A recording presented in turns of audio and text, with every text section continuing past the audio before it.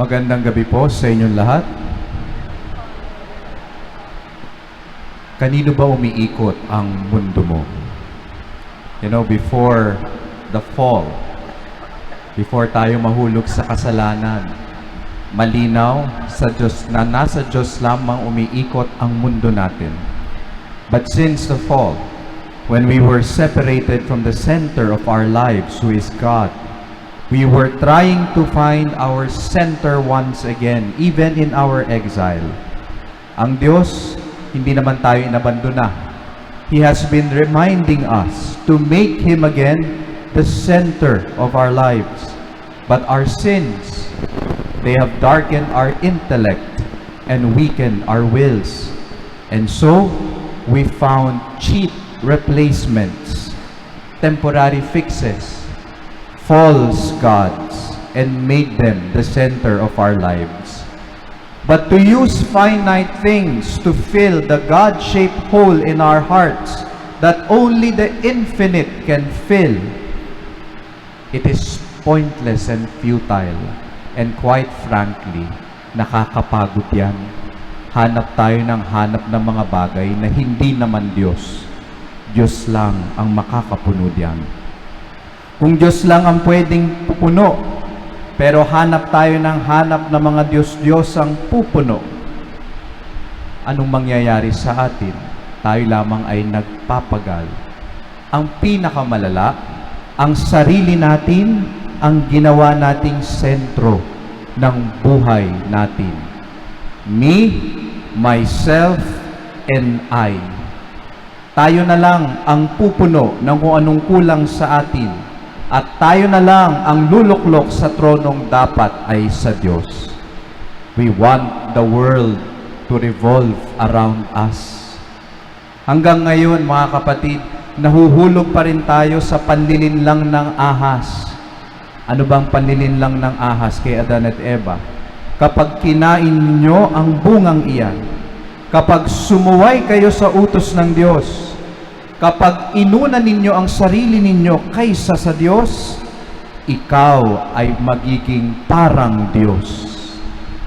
At tatlong bagay ang kadalasan nating hinahabol at pilit nating inaasam para maging katulad tayo ng Diyos. At yan ang mga binanggit ni Jesus sa ating ebanghelyo. 3 things. Authority, kapangyarihan. Honor, karangalan. And title, kadakilaan. Unahin natin ang kapangyarihan. Ang Diyos ay makapangyarihan at ang bawat salita niya ay may malalim na kadahilanan at may mabuting kahihinatnan. God's power and authority, they are never about supremacy, but they are always about charity. But when we depose God as the center of our lives and crowned ourselves as gods of our lives, we only wanted the power and the authority, but without the responsibility. Tignan niyo yung mga Pariseo sa ating ebanghelyo. They are experts of the law. They have the authority to lead the people to God through the law, but they use their power to burden the people instead of setting them free with the law as the law intended. God gave the law to the Israelites so that they will be free from sin, and then that will make them truly free to respond and follow Him. If God was still the center of our lives, we will use our power to lead others to true freedom in Christ. But as we make ourselves the center of our lives, we use power, yung kakarampot na kapangyarihang meron tayo, to get more power over people so as to make them subjects under us. Mag-iingat po tayo sa ganitong pang-aakit ng kalaban. Kapag tayo ay nakatikim ng kakarampot na kapangyarihan, gamitin para sa kabutihan ng pinaglilingkuran, hindi para maging Diyos-Diyosan. Pangalawa, karangalan. Ang Diyos po ay nararapat bigyan ng karangalan. Bakit? Dahil Siya ang ating dakilang manlilikha na iniibig tayo Hindi tayo karapat-dapat, pero pinaging dapat na tawaging anak ng Diyos. Lahat po ng sino at kung ano tayo ay dahil sa kanyang pagmamahal at awa. At tuwing pumupunta po kayo dito at nagsisimba, kayo ay nagpupuri sa kanya at binibigyan natin siya ng karampatang karangalan. Niluluklok natin siya sa kataas-taasan, hindi dahil kailangan niya, hindi dahil sinusumbat ng Diyos. We worship God not because He needs it, but because we need it to remind us of who we are, creatures in front of our Creator. Baka kasi akala natin kapantay na natin ang Diyos. And when we worship Him, we are reminded of who we are. Ito ang nararapat. It is right and it is just. Pero kapag hindi na Diyos ang sentro ng ating buhay at niluklok natin ang ating sarili, dahil sa kagustuhan natin na maging tulad ng Diyos, gusto lang natin karangalan, maluklok sa kataas-taasan, pero hindi natin kayang gawin ang ginawa ng Diyos, na iwan ang trono ng kalangitan para yakapin ng buong kababaan ang krus na magliligtas ng lahat ng kanyang sinasakupan. Mga kapatid, God was ready to leave His throne, His seat and place of honor for the love of you. Unlike the Pharisees, who wanted to be seated in places of honor and be recognized, they wanted the special privilege. God, on the other hand, He doesn't need such place to be recognized and honored. The honor He receives is from His kingship that was proven and seen in His sacrifice. Mag-iingat sa ganitong pangaakit ng kalaban. Kapag tayo ay may luklukang may karangalan, handa ka dapat iwan yan kapag may kailangang paglingkuran, hindi para maging Diyos-Diyosan. At pangatlo at panghuli, kadakilaan.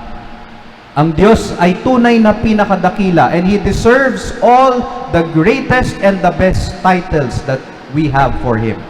We call Him teacher, we call Him master, and we call Him father. He was a true teacher, for He taught the truth to His disciples. At bago siya naging guro, naging mabuti siya estudyante. He listened and obeyed the Father. He deserved the title teacher. He was a true master, for He showed them the way to the truth, so that they will be set free from their sins that will enslave them. Also, He was a true father, for He welcomed His children with mercy, not judgment. He forgave His children, lalo na yung mga nagsisisi, and changed their ways and protected them like a parent to a child. Kaya nga in our second reading, St. Paul treated the Christians in Thessalonica like a nursing mother to her children. He did not only share the truth of the gospel, He shared His very self, kahit na siya ang mahirapan. Ang mga Pariseo, gusto lang nila titulo na binibigay sa mga pinakadakila. Pero ang problema, hindi na nila kayang pangatawanan ang titulong hinahangad nila. Mag-iingat sa ganitong pang-aakit ng kalaban. Kapag tayo ay may titulo na nireserba lang sa mga dakila, patunayan at pangatawanan, hindi para maging Diyos-Diyosan. Mga kapatid, alam ng Diyos na hahanap at hahanap tayo ng iluluklok bilang sentro ng buhay natin. Alam niya na sa ating pagkahulog sa kasalanan, madali tayong malinlang at hahanap tayo ng mga Diyos-Diyosan. Hahangarin natin ang kapangyarihan, karangalan at kadakilaan na dapat lamang ay sa tunay na Diyos. Kaya nga, ang Diyos mismo naging tao para ipakita kung paano maging tulad niya na hindi uhaw sa mga iyan. He was not attached to these things, and He never demanded these privileges. but He showed us how it is to be truly like God. How? By becoming a humble servant. Gusto mong maging makapangyarihan? Pwede naman, hindi naman yan kasalanan. Maglingkod sa pinakamahina at walang kapangyarihan. That requires the greatest power and authority, finding the weak and powerless, and making them find strength in God through you. Yan po ang tunay na sukatan ng kapangyarihan. Gusto mong mabigyan ng karangalan? Pwede naman. Hindi naman yan kasalanan. Maglingkod sa mga pinakamaliit at walang dangal na pinanghahawakan. True honor comes in helping others gain honor and dignity in their lives, helping them find God through you. Yan po ang tunay na sukatan ng karangalan. Gusto mong maging dakila? Pwede naman. Be the greatest. How? Find and serve the least, the last, and the lost. Find those who are nameless in our society and make them find Christ through you. Yan ang tunay na sukatan ng kadakilaan. Tunay kang ang makapangyarihan, nararapat sa karangalan at kadakilaan kapag kaya mong sumunod kay Jesus, na kayang iwan ang kanyang trono para maghugas ng paa. Kayang iwan ang kanyang titulo para yakapin ang pagdurusa.